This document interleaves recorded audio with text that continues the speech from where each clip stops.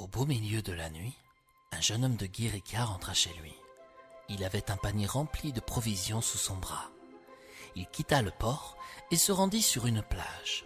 Le bruit des vagues, à quelques mètres de lui, étouffait celui de ses pieds nus dans le sable mouillé. Il se dirigeait vers un sentier de randonnée pour se rendre chez lui et retrouver le reste de sa famille. Quand soudain, au loin, il aperçut une petite grotte qu'il ne connaissait pas. En voulant s'y approcher, il découvrit des créatures qu'il reconnut de suite grâce à leurs costumes ainsi que leurs ailes dans le dos. C'étaient des fées. Tout en gesticulant, celles-ci palabraient entre elles. Étant trop loin, le jeune homme n'arrivait pas à entendre leur discussion. Au bout de quelques minutes, il les vit se frotter les yeux avec une sorte de baume. À son grand étonnement, les petites créatures féeriques devinrent des femmes ordinaires. Lorsqu'elles se décidèrent à quitter la plage, le jeune homme alla se cacher avec soin derrière un gros rocher. Les jeunes femmes passèrent à côté de lui sans se douter qu'il restait là en train de les observer.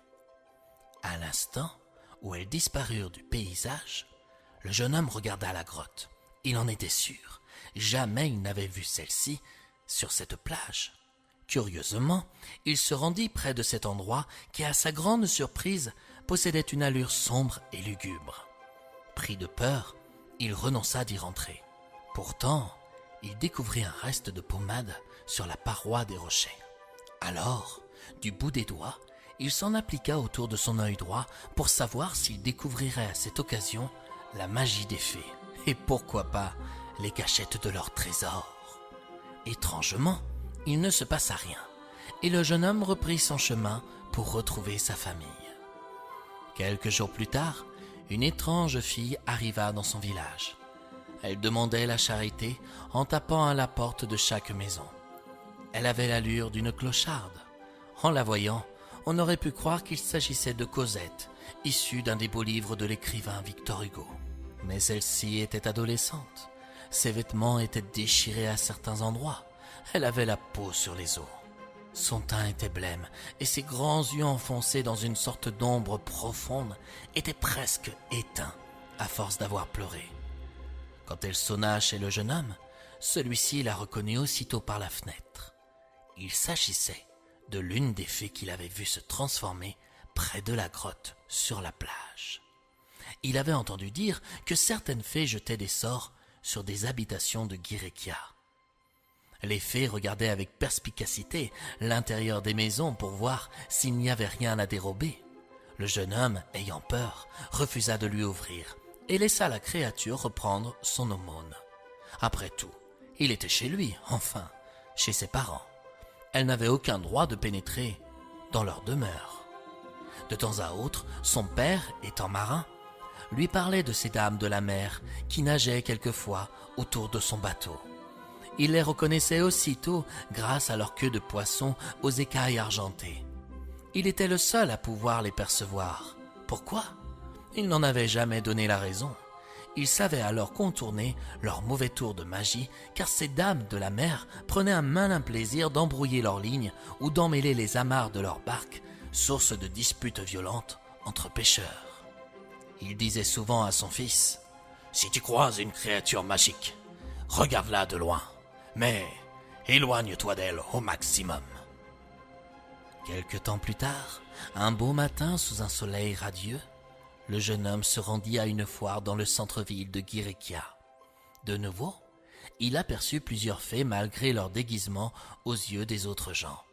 L'une d'entre elles se faisait passer pour une voyante. Une autre incitait des gens à jouer aux jeux de hasard. Beaucoup de paysans se laissaient prendre par ses charmes. Le jeune homme se garda bien d'imiter tous ces hommes venant de la campagne et surtout de jouer. Mais il devina une inquiétude chez les fées. Celles-ci sentaient qu'une personne les reconnaissait sous leur déguisement. Alors, ces dames de la mer firent des choses de travers au plus grand plaisir des paysans. Eux, qui ne gagnaient jamais d'argent, finirent par se réjouir des sous qu'ils récoltèrent. Quant à la voyante, qui mentait sur leur avenir, disait désormais la vérité. En passant près d'une estrade, le jeune homme comprit qu'il avait aussi été aperçu et découvert. Les fées se trouvèrent en colère et le regardaient avec beaucoup d'agacement. Le jeune homme décida alors de s'en éloigner le plus rapidement possible. Rapide comme une lance, une fée le rattrapa et sans aucune autre seconde de réflexion, elle lui lança un enchantement. Le jeune homme tomba au sol. En un claquement de secondes, il perdit la vue de son œil droit. « Cela te servira de leçon, lança-t-elle. Personne n'a le droit d'observer les dames de la mer sans leur permission. »« Pitié, redonnez-moi la vue de mon œil droit, » rétorqua le jeune homme. « Si tu m'avais offert l'hospitalité l'autre soir, dit une autre, nous aurions pu te laisser une chance. Désormais, il est trop tard. »« Vois le côté positif, dit une troisième. Si tu avais mis de la pommade sur tes 2 yeux, tu aurais été complètement aveugle, conclut-elle. Et c'est ainsi que le jeune homme devint le borgne de Guirikia.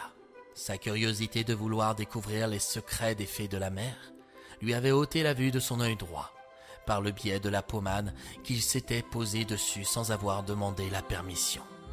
Pour ces fées, la curiosité demeure un vilain défaut et parfois, certains secrets méritent mieux de rester enfermés dans leur coffre-fort à tout jamais.